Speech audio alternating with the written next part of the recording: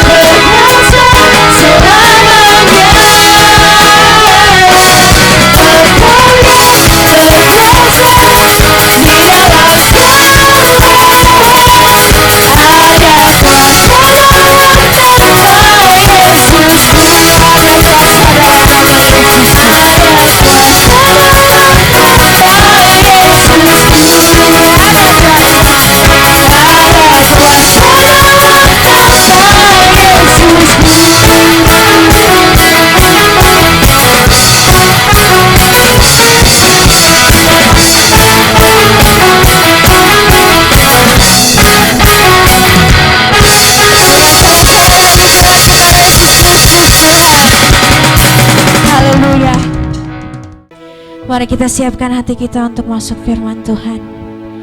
Yes, thank you Lord. Terima kasih Tuhan Yesus. Kami mau terus diam di hadirat-Mu Tuhan. Biar Kau hadir di tengah-tengah kami Bapa. Penuhi hati kami Tuhan.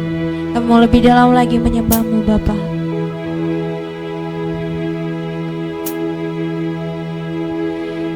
Penuhi hatiku dengan hadir-Mu,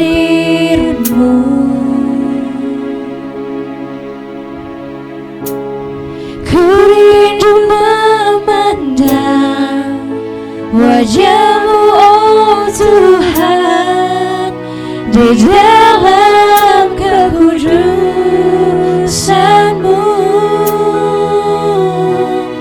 Bawaku dekat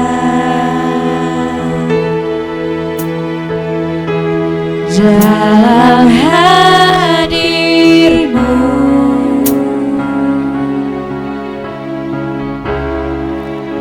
ku rindu mendengar suara-Mu oh Tuhan, di tempat kudus-Mu sekarang.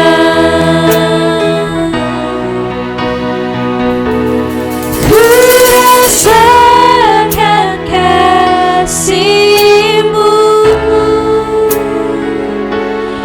dan indahnya kekudusan-Mu. Penuhi dengan kasih-Mu, diam di hadirat-Mu.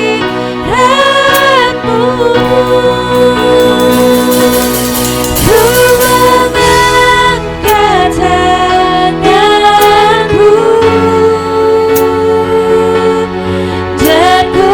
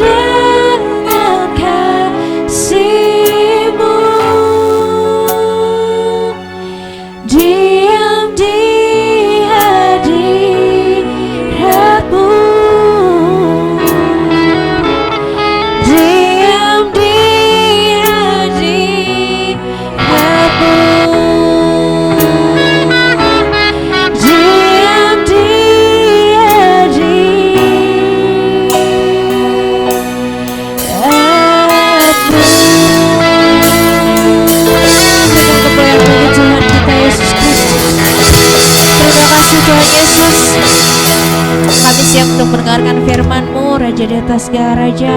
Memberkati hamba-Nya Tuhan yang memberitakan firman, dan setiap firman yang keluar dari bibir mulutnya menjadi rema bagi setiap kami yang mendengar dimanapun kami berada Bapa. Kami bersyukur, kami siap untuk mendengarkan firman-Mu. Hai dalam nama Tuhan Yesus kami sudah berdoa mengucap syukur padamu. Haleluya, amin.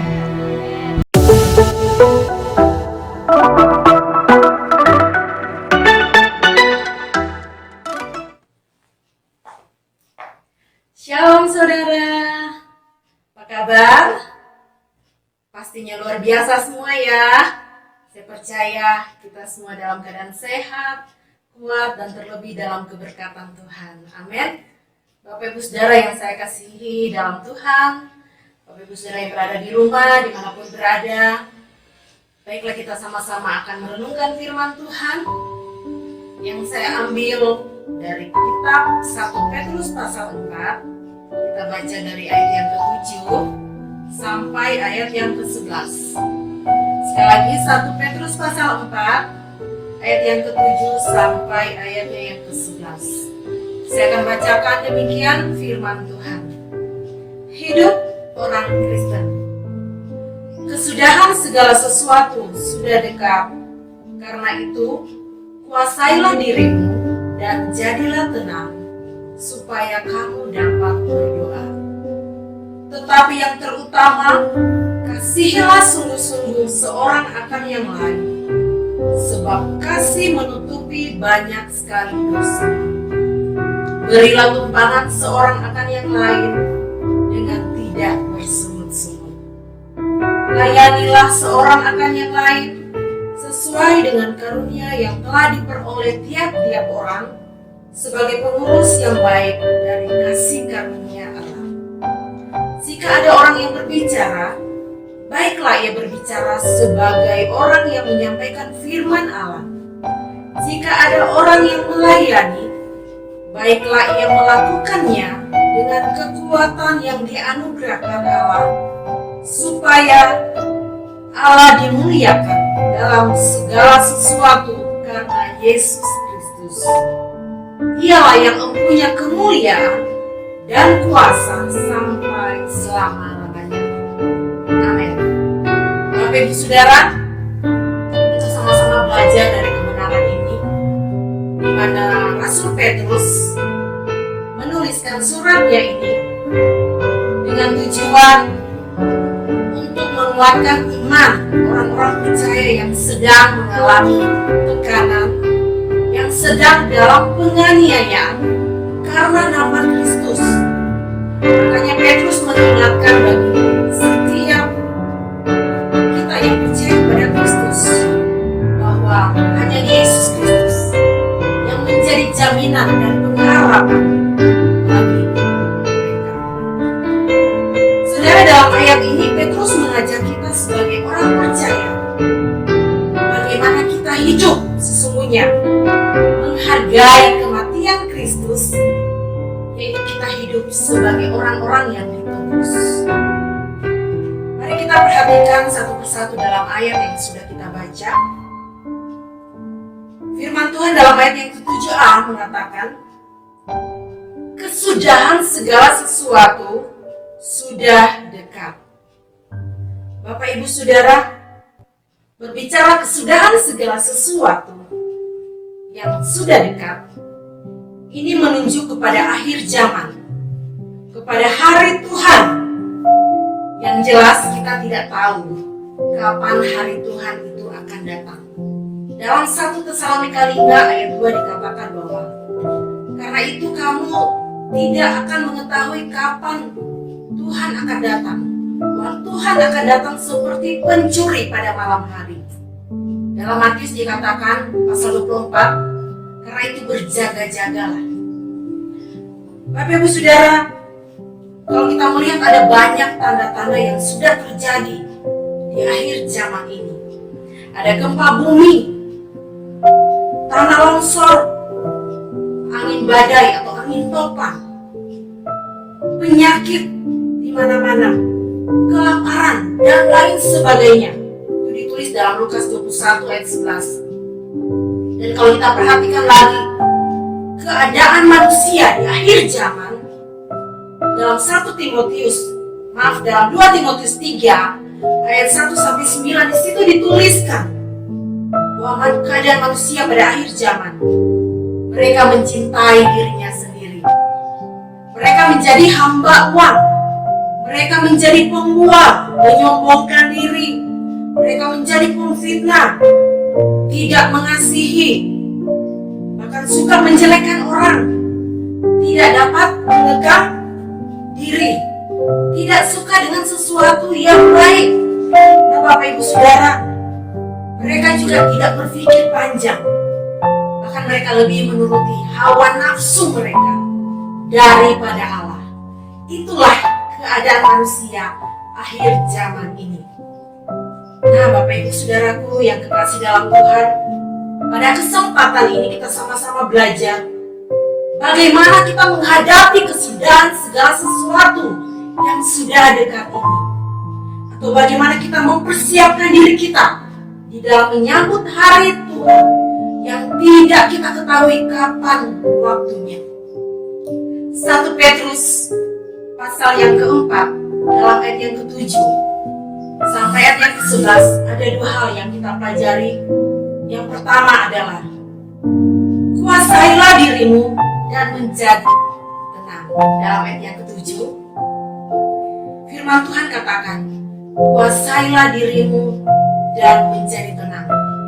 Mengapa kita perlu menguasai diri dan menjadi tenang? Agar supaya kita dapat berdoa. Ini kata firman Tuhan. Nah, Bapak Ibu Saudara, penguasaan diri ini adalah sesuatu yang penting untuk kita miliki sebagai orang percaya.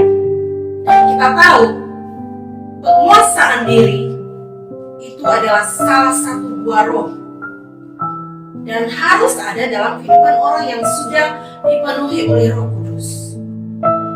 Tetapi pada kenyataannya hari-hari ini, Bapak Ibu Saudara, kita melihat orang percaya sekalipun ada banyak yang masih bisa belum menguasai dirinya. Bahkan mungkin kita setiap hari dalam keluarga kita sering diuji dengan hal penguasaan diri. Ada banyak orang juga dalam menghadapi tekanan hidup ini, dalam menghadapi pergumulan hidup ini. Mereka begitu banyak memikirkan perkara-perkara yang ada di dunia ini, sehingga mereka boleh menjadi stres, menjadi kecewa, bahkan segala sesuatu yang mereka lakukan itu tidak ada di dalam penguasaan diri mereka.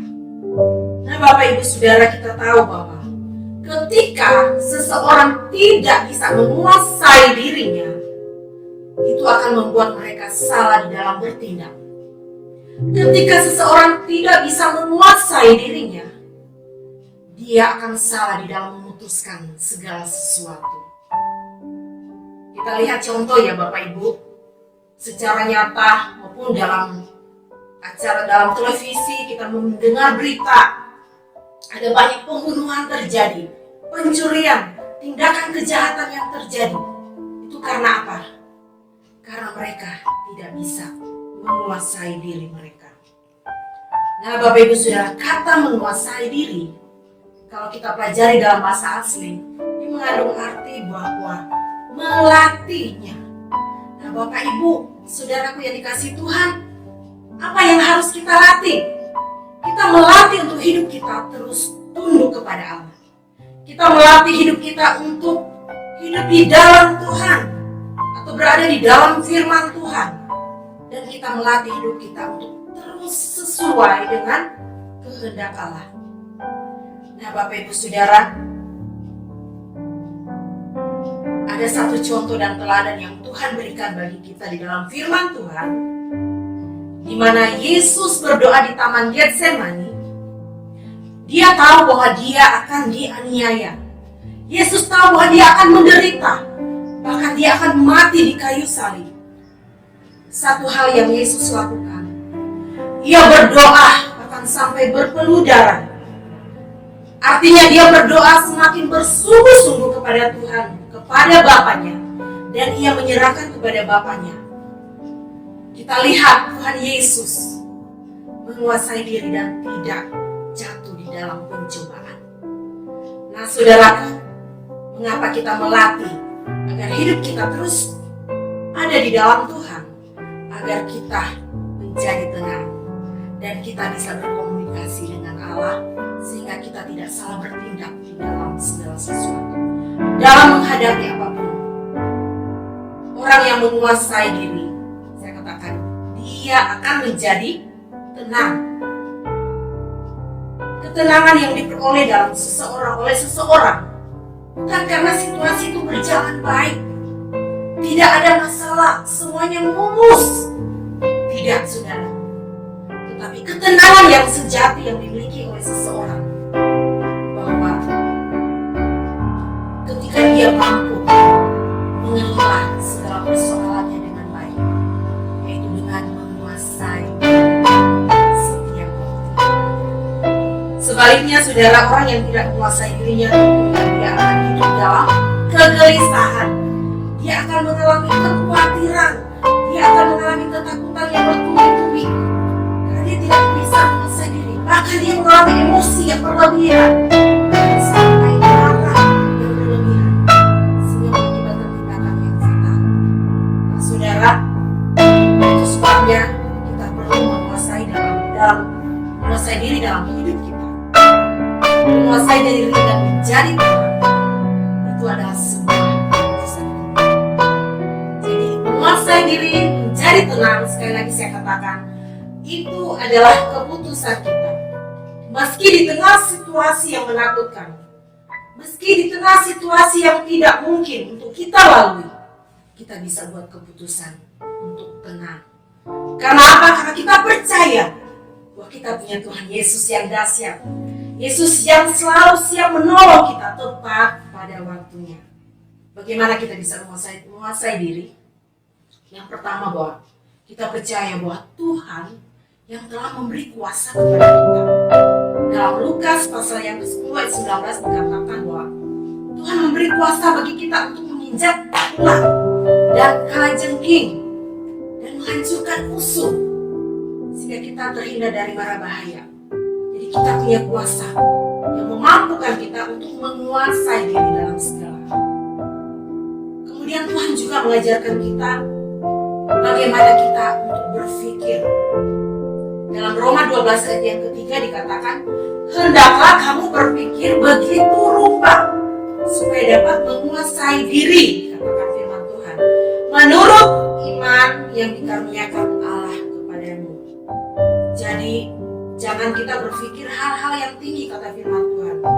Maksudnya bahwa belum apa-apa kita sudah mikir, aduh nanti gimana ya kita hidup, aduh nanti gimana ya kalau kita sering keluar kondisi pandemi begini, nanti kita ketularan. Ketakutan sering kali melanda, kita berpikir hal-hal yang tinggi.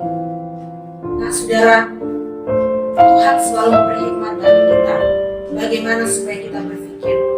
Filipi 4 ayat yang ke-8 berkata, semua yang benar, semua yang adil, semua yang suci, semua yang manis, sedap didengar, disebutkan kebajikan dan patut dipuji, pikirkanlah semuanya itu. Nah saudara, bagaimana kita bisa menjadi tenang? Firman Tuhan katakan di dalam Mazmur 62 ayat 2, hanya dekat Allah saja aku tenang, daripadanya lah keselamatanku, ini kata Mazmur Daud. Dia memperoleh ketenangan yang sejati ketika dia berada di dalam Tuhan, ketika dia hidup dekat dengan Tuhan, bergaul erat dengan Tuhan setiap waktu. Saudara, makin banyak mendekati kita dengan Tuhan, supaya kita hidup bisa menguasai diri kita, kita bisa hidup tenang karena ada Tuhan yang selalu hadir dalam hidup kita. Makin rajin bersekutu dengan Tuhan, baca renungkan firman dan lakukan firman itu setiap waktu, ketenangan itu akan menjadi bagian setiap kita. Mengapa kita perlu tenang dalam hidup ini? Yesaya pasal 30 ayat 15 katakan, bagian terakhir, dalam tinggal tenang dan percaya, disitulah letak kekuatan. Ternyata saudara, hidup yang penuh dengan penguasaan diri dan penuh dengan ketenangan, itu adalah kekuatan kita. Itu adalah letak kekuatan kita menghadapi apapun yang terjadi dalam hidup ini. Jadi ketenangan bukan karena sesuatu itu berjalan mulus, saya katakan tadi, tetapi ketenangan yang kita peroleh karena kita mengenal siapa Allah kita dengan benar. Saudara, seringkali kita dikalahkan oleh masalah kita bukan karena kita lemah, bukan karena besarnya masalah yang kita hadapi dalam hidup ini atau kekhawatiran yang begitu melanda hidup kita, tetapi karena kita tidak menguasai diri kita sehingga kita tidak menjadi tenang. Kalau kita tidak menjadi tenang, berarti sama artinya kita tidak percaya kepada Tuhan Allah kita yang kita sembah. Sekali lagi, ketenangan yang sejati tidak dipengaruhi situasi, keadaan, atau kondisi yang ada di sekitar kita. Hal yang kedua, Bapak Ibu Saudara, bagaimana kita menghadapi kesudahan segala sesuatu yang sudah dekat ini. Dalam ayat yang ke-8 adalah kasih kepada sesama. Hubungan kita dengan Tuhan ini akan menunjukkan kasih kita kepada sesama kita. Petrus mengajarkan bahwa ketika kita mendekat kepada Allah di dalam doa, ini berbicara juga tentang kasih kita. Dalam ayat ini Petrus menekankan bahwa kasih kita kepada sesama adalah kasih yang sungguh-sungguh. Ada semangat, ada sukacita yang lebih di dalam melakukan segala sesuatu. Jadi bukan kasih yang menafikan atau kasih pura-pura. Tuhan Allah sudah mengajarkan kasih yang sejati, yaitu kasih yang itu menjadi terus hidup dalam kehidupan kita. Kasih Kristus, kasih yang sungguh-sungguh melimpah untuk kita bisa mengasihi sesama kita. Mengapa kita membutuhkan kasih yang sungguh-sungguh? Saudara, di sekitar kita hari-hari ini banyak orang yang sering menjengkelkan hidup kita. Banyak orang juga kadang-kadang mengecewakan hidup kita, sehingga itu menjadi penghalang bagi kita untuk kita menunjukkan kasih kita kepada mereka. Petrus katakan, saudara, kasih yang besar akan menutupi banyak dosa. Di dalam ayat yang ke-8 masih Petrus katakan kasih yang besar menutupi banyak sekali dosa. Menutupi bukan berarti kita menutupi dosa mereka atau kita menyangkali dosa mereka, tetapi kasih itu yang memampukan kita supaya kita bertahan di tengah-tengah kekecewaan. Kita tetap menunjukkan kasih Kristus, kita tetap berbuat kebaikan, kita tetap melakukan kasih yang sungguh-sungguh kepada sesama kita. Kita lihat di dalam ayat selanjutnya bentuk kasih kita kepada sesama, itu juga di dalam ayat yang ke-9.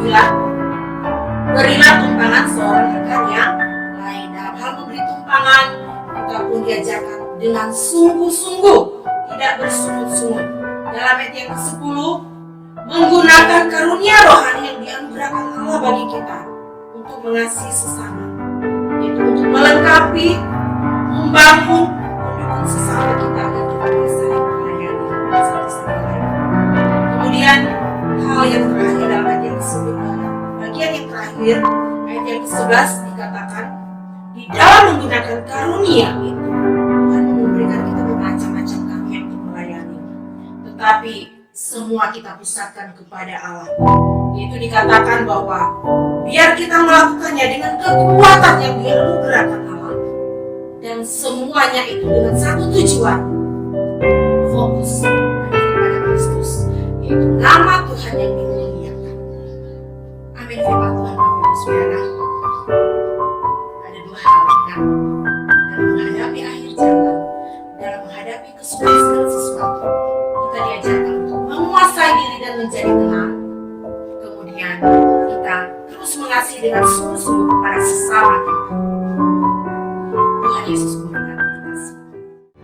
Kita akan tutup ibadah kita pada pagi hari ini. Biar segala kemuliaan hanya bagi nama Tuhan Yesus Kristus. Bagi jiwa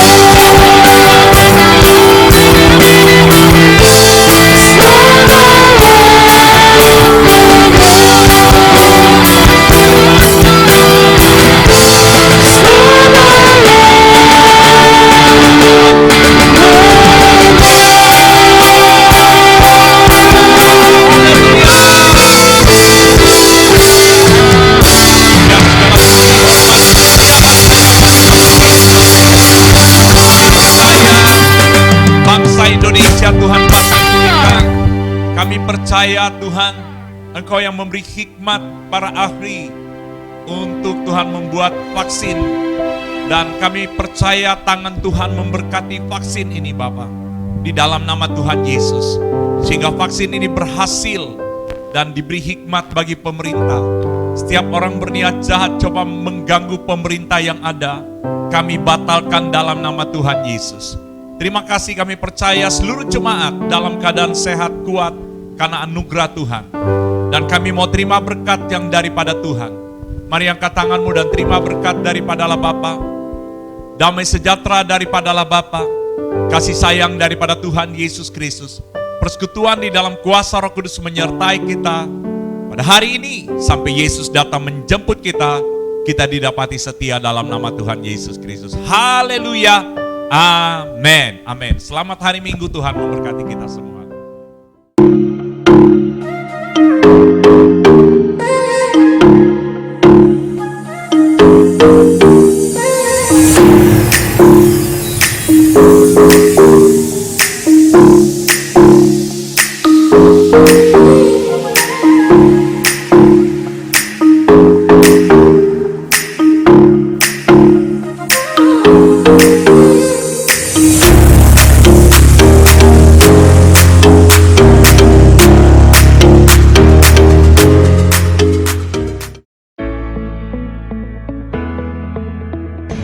Sejak bulan Maret tahun 2020 yang lalu, bahwa gereja di lockdown, tidak boleh ada ibadah. Dan sekarang akan dimulai pembukaan ibadah-ibadah. Dan kita harus waspada. Dalam era herd immunity ini, segala sesuatu harus memenuhi protokol kesehatan. Yakinkan setiap ruangan di dalam gedung gereja harus disterilkan. Sebelum ibadah dimulai, setidaknya 1 jam sebelum ibadah dimulai. Setiap peralatan di dalam gedung gereja pun harus disemprot antibakteri. Yakinkan bahwa setelah ibadah pun harus kembali disemprot disinfektan.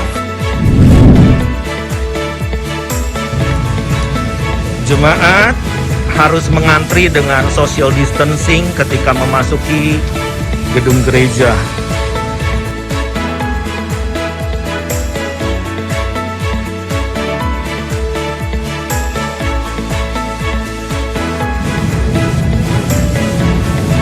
Bagi jemaat yang mengalami gangguan kesehatan, sebaiknya tidak beribadah terlebih dahulu dan sebaiknya beristirahat di rumah sampai kesehatan membaik kembali.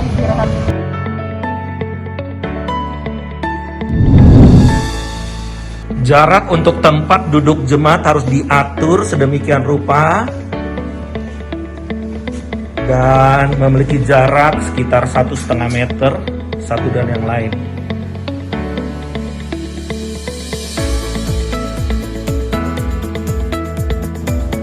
Hal yang sering terabaikan adalah mic dipakai oleh beberapa orang.